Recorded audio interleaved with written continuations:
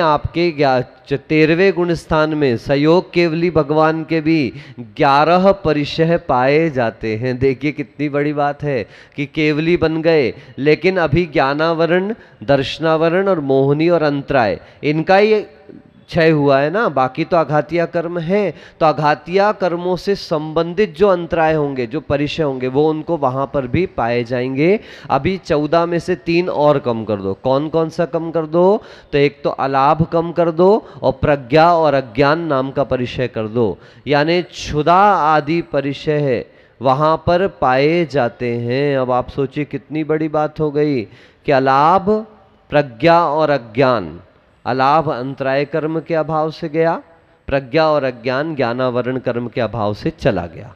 लेकिन शेष जो परिचय हैं, अब आप बोलेंगे महाराज जी भूख लगना, हाँ, जब तक शरीर की स्थिति है तब तक भूख प्यास सब रहेगा। लेकिन जो 4 अनंत चतुष्टय उनके प्रकट हो गए, जिसमें अनंत वीर्य नाम का चतुष्टय है। कौन सा? अनंत वीर, यानी उनकी आत्मा में अब अनंत शक्ति प्रकट हो चुकी है। तो भले ही भूख प्यास की वेदना होगी, लेकिन अब वहां पर एक तो साता वेदनी कर्म का सद्भाव, पहली बात, और दूसरी बात मोहनीय कर्म का अभाव होने के कारण। ये ध्यान रखें, दुनिया में जितना भी दुख है वो किस कर्म के कारण है? जब मोहनी कर्म गया तो अब वो किसी प्रकार से उनको कोई अन्य वेदना होने वाली नहीं। लेकिन एक उपचार, कहते हैं ना, रस्सी को जला दो, रस्सी जल जाएगी, तो भी जलने के बाद आप देखना जब तक कोई छुए नहीं तब तक रस्सी का पूरा डिजाइन वैसे ही का वैसा बना रहता। आपने देखा, कभी ध्यान दिया? तो वैसे ही का वैसा डिजाइन पूरा बना रहेगा, और आप कभी उसको टच करो तो भुरभुरा के गिर जाएगा। बिल्कुल ऐसे ही 13वें गुण स्थान में परिचय कैसी है? जली हुई रस्सी के समान। Got the point? हो गया ना? इस प्रकार से बादर सांप्राये सर्वे। चलिए गुण स्थानों के नाम गिनते हैं अपन, आपको कुछ बताना चाहता हूं। पहला गुण स्थान कौन सा? मिथ्यात्व। दूसरा गुण स्थान सासादन। तीसरा सम्यक मिथ्यात्व। चौथा असंयत सम्यक दृष्टि। पांचवा देश संयत। छठवा प्रमत्त संयत। सातवां अप्रमत्त संयत। आठवां अपूर्व करण, ये मैंने अभी सुबह कक्षा में बताया नहीं, अब बताऊंगा। फिर उसके बाद 9वां हो गया अनिवृत्तिकरण, और 10वें नंबर के गुण स्थान का नाम है सूक्ष्म सांप्राय। बस इतना ही देखना है। सूक्ष्म सांप्राय का मतलब क्या हुआ? आप याद करिए, 6वें अध्याय के एक सूत्र को मैंने आपको व्याख्या करते हुए बताया था। सांप्राय शब्द का अर्थ होता है कषाय। क्या होता है? और सूक्ष्म का मतलब क्या हुआ? जहां कषाय बिल्कुल न्यून बची है वो गुण स्थान क्या कहलाता है? सूक्ष्म सांप्राय। मतलब जहां अभी ज्यादा कषाय बची होगी वो कौन सा कहलाएगा? बादर सांप्राय। यानी 10वें गुण स्थान तक के पहले के जितने गुण स्थान हैं वो सब क्या कहलाएंगे? बादर सांप्राय। इसलिए सूत्र का अर्थ अब क्या लग गया? बादर सांप्राय सर्वे। यानी 10वें गुण स्थान के पहले तक के गुण स्थान तक सभी प्रकार की परिचय रहेंगी, यानी 22 परिचय रहेंगी। चलिए लगाते हैं। 9वां गुण स्थान कितनी परिचय? 22 परिचय। 8वां गुण स्थान कितनी परिचय? ठीक है भैया। 7वां गुण स्थान कितनी परिचय? 6वां गुण स्थान कितनी परिचय? चलो उषा दीदी 5वां गुण स्थान कितनी परिचय? Very good. मैं ये जवाब सुनना चाहता था कि 6वें गुण स्थान से 9वें गुण स्थान तक 22 परिचय, और उसके नीचे जो महेंद्र अंकल का गुण स्थान है उसमें 2200 परिचय। कितनी परिचय? बोलो ना कितनी परिचय? 2200। गेट में घुसते घुसते भी इनका फोन बज रहा था, ये भी एक परिचय है कि नहीं? याद रखो, परिचय उन्हीं की होती जिनने एग्जामिनेशन फॉर्म भरा है। कितने? जिनने एग्जामिनेशन फॉर्म भरा है उन्हीं के परिचय होते हैं। जिनने एग्जामिनेशन फॉर्म खरीदा भी नहीं उनके कोई परिचय होने वाले नहीं। इसलिए परिचय किसकी होती? बोलो, मुनिराजों की ही हुआ करती है, और आरिकाओं आदि के उपचार से परिचय आदि को बताया गया है। ज्ञानावरणे प्रज्ञा ज्ञाने। अब देखो और सरल कर देते, कौन सी कषाय, कौन से परिचय किस किस कारण से होते हैं? तो ज्ञानावरण कर्म के कारण प्रज्ञा और अज्ञान परिचय होता है। कौन कौन से परिचय? प्रज्ञा मतलब विद्वान हो, सब कुछ है। जैसे मान लो प्रवचन होते हैं तो कई बार अब छुल्लिका माता जी बोल रही हैं या छुल्लक जी महाराज बोल रहे हैं, अब हो सकता है वो हमारे लेवल तक ना भी पहुंच पाए, मगर उनके प्रवचनों में भी वही आदर भाव बना करके रखना। अरे हमको तो उनसे ज़्यादा आता है भैया। हमको तो जिस दिन संघ से बाहर भेजा जा रहा था तब हमने अपने एक साथी महाराज से पूछा था, प्रवचन करना पड़ेगा महाराज, तो हम कैसे प्रवचन करेंगे, अभी तो कुछ आता जाता है नहीं। अब पहला पहला दिन था। अब मुझे सागर, मध्य प्रदेश में जगह है सागर, वहाँ पर एक मंदिर है, कटरा में मस्जिद है बहुत बड़ी, चौराहे के बिल्कुल सेंटर में मस्जिद है, चारों तरफ गलियां हैं और मस्जिद के बाहर ही लगा था पंडाल। और वहाँ पर मेरे लाइफ का पहला प्रवचन। अब आप सोचिए जनता इतनी थी, अब मैं क्या प्रवचन करूँगा, यूं ही हालत खराब हो रही थी। तब मुझे बड़े महाराज जी जो साथ में थे उनने बड़े प्यार से पीछे से कहा, बेटा ऐसा समझो कि सामने सारे गधे बैठे हैं, सामने किसी को कुछ नहीं आता। अगर तुमने ये सोच लिया कि विद्वान बैठे तुम प्रवचन नहीं कर पाओगे। एक बार बोलने की आदत बन जाए उसके बाद फिर आप समझ लेना कि ये विद्वान बैठे हैं, क्योंकि रोज मुझे आपको वही लाइन बतानी पड़ती है। कौन सी? आशा जी बचपन से जानती हैं, आत्मा अजर है, आत्मा अमर है, आत्मा अविनाशी है, ये कटती नहीं है, जलती नहीं है, छिदती नहीं है ना। ये तो बचपन से आप लोग जानते हो। इसलिए आप लोगों को ऐसा भी लग सकता है कि भैया तो हमने तो पहले ही कह दिया है, I am not speaking something new, मैं आपके सामने नया कुछ भी नहीं कह रहा हूं। जो आचार्यों ने कहा है बस हो सकता है कि मैं उसको नए तरीके से कह रहा हूं। क्या बात समझे आप? ये कुछ नया नहीं, इट इज नॉट माइन, ये मेरा नहीं है बिल्कुल, ये आचार्य प्रणीत है, आचार्य परंपरा से आया हुआ है। इसलिए जब हम लोग स्वाध्याय करते हैं तो कैसा करते हैं? अथ पौराणिक या अथ आपराणिक स्वाध्याय प्रतिष्ठापन क्रियायाम पूर्वाचार्यानुक्रमेण। कैसे कर रहे हैं? पूर्व आचार्यों के ने जिस क्रम से किया है मैं उसी विधि से आपके, इससे अभिमान नहीं होता, ध्यान रखना। मैं कहता हूं, मैं बहुत कतिपय साधु आजकल प्रवचनों में कहने लगे, मैं कहता हूं, मैं कहता हूं, मैं कहता हूं। क्या कहते हो? ये मैं तो बकरी कहती है, अपन को नहीं कहना, अपन को कहना आचार्य कहते हैं, संत कहते हैं। उन्होंने कहा है तो हमारी औकात है कि हम आपके सामने आज कह पा रहे हैं, नहीं तो हमारी क्या औकात बंधुओं, कुछ नहीं। आज गुरुओं का दिया है तो हम लोग आपके सामने बोल पा रहे हैं। आज मुनि श्री प्रणम्य सागर जी महाराज का नाम सुना होगा आप लोगों ने, दिल्ली में इस समय विराजमान है। वो आचार्य विद्यासागर जी के मेधावी शिष्य हैं, व्याकरण के प्रकांड विद्वान हैं। जब वो बहुत छोटी सी उम्र के थे, पहले आचार्य पुष्पदंत सागर जी के संग में थे। वहाँ से जब उन्होंने संग को छोड़ा और सीधे विद्यासागर जी महाराज के पास आए तो आचार्य महाराज ने उनको उठाया और सीधे घर भेज दिया। बोले मैं किसी दूसरे के शिष्य को नहीं रखता।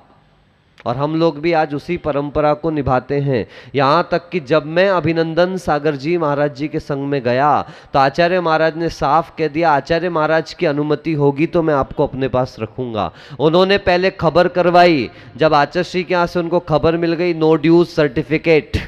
कौन सा certificate? Nothing is left now, कुछ भी नहीं बचा है, ले जाइए आप इनको। तो उन्होंने हमको रख लिया।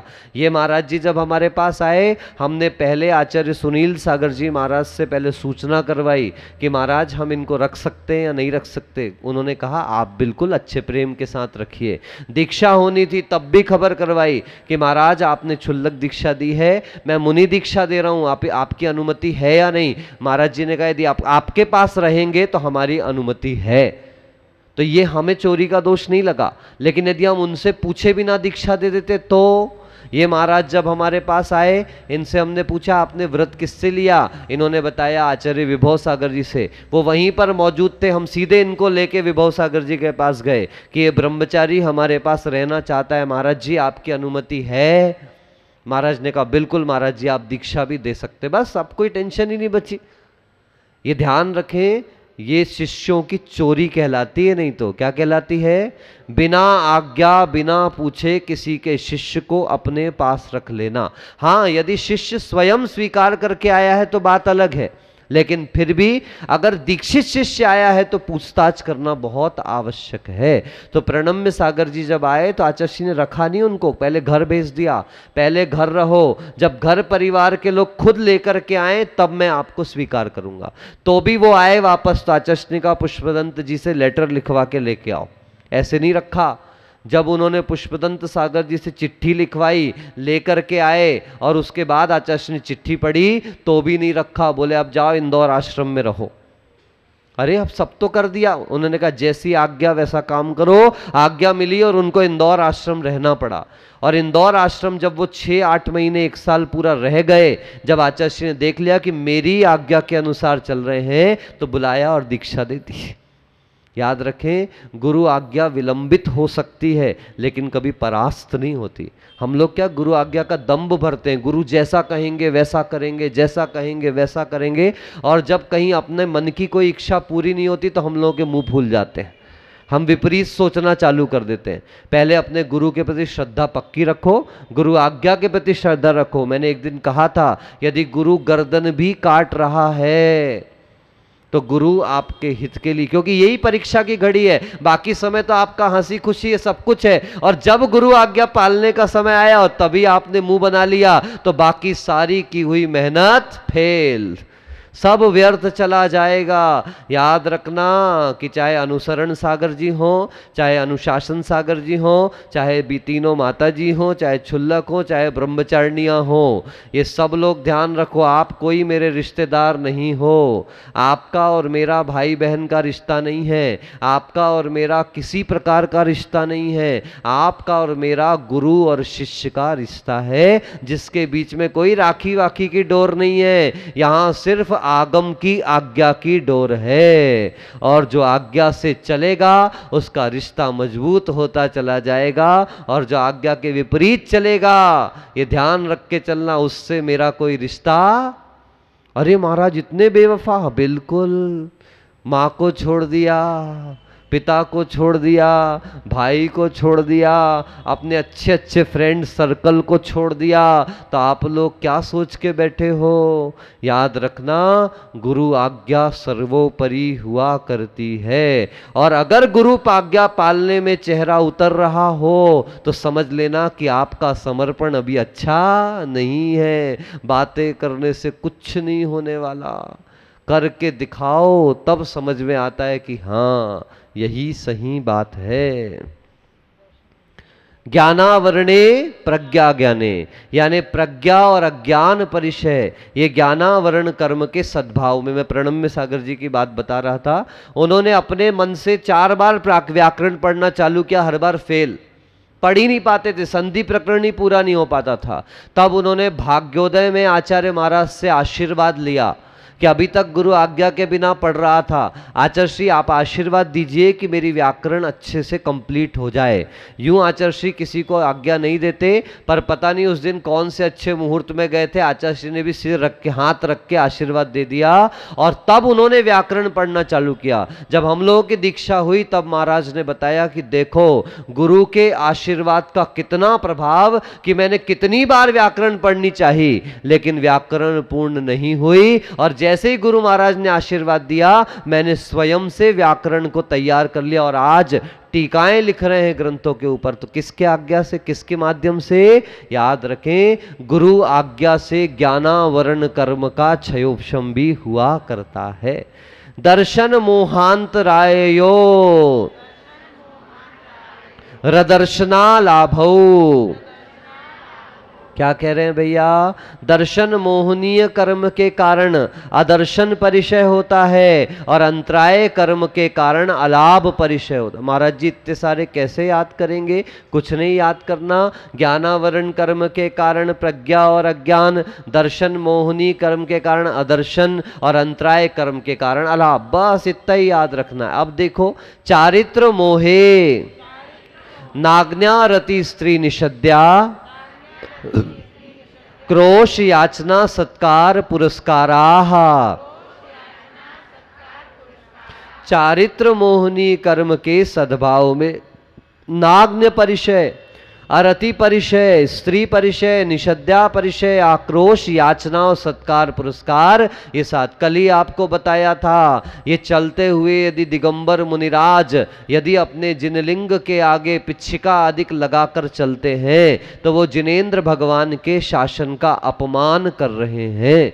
चाहे वो बड़े बड़े संत क्यों ना हो जाएं, भले ही जन संत क्यों ना हो जाएं, भले ही जिन शासन के प्रभावना की बात करने वाले साधु क्यों ना हो जाएं, लेकिन जिन मुद्रा को ढकना चारित्र मोहनीय कर्म के आश्रव का कारण बनता है।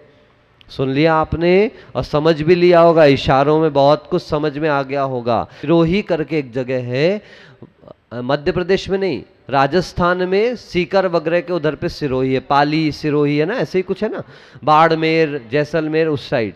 वहां पर एक मंडल चला है, अनोप मंडल, और ये लगातार जैन अभी इन लोगों ने 2015 या 17 में 2017 अगस्त में दिगंबर साधुओं के नग्न विचरण को लेकर के एक एफआईआर दर्ज करने की कोशिश करी। यद्यपि एफआईआर दर्ज नहीं हुई, क्योंकि ये हमारा मानवीय अधिकार है, नैतिक अधिकार है अपने अपने धर्म की परंपराओं के अनुसार चलना।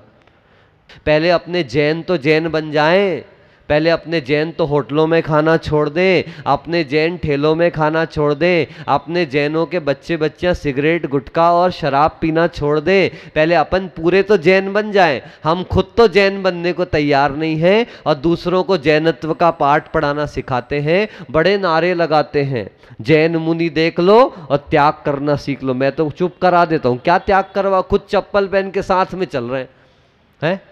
एक लड़की खूब हमारे साथ भी यही बंबई में विहार चल रहा था, वो लड़की खूब नारे लगा रही थी, जैन मुनि देख लो, त्याग करना सीख लो। मैंने एक बार घूर के देखा तो छोरी पूछती, बाबूजी की गलती वही की, जीन्स टी शर्ट तो पहन के फटे, आधे तो कपड़े पहने हुए तूने, और हमको सिखा रही है जैन मुनि देख लो और त्याग करना सीख लो।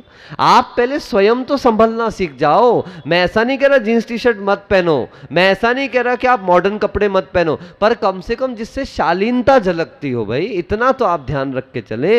इट इज नॉट क्या, एक बहुत अच्छी बात पढ़ी थी, beauty lies in the eyes of beholder.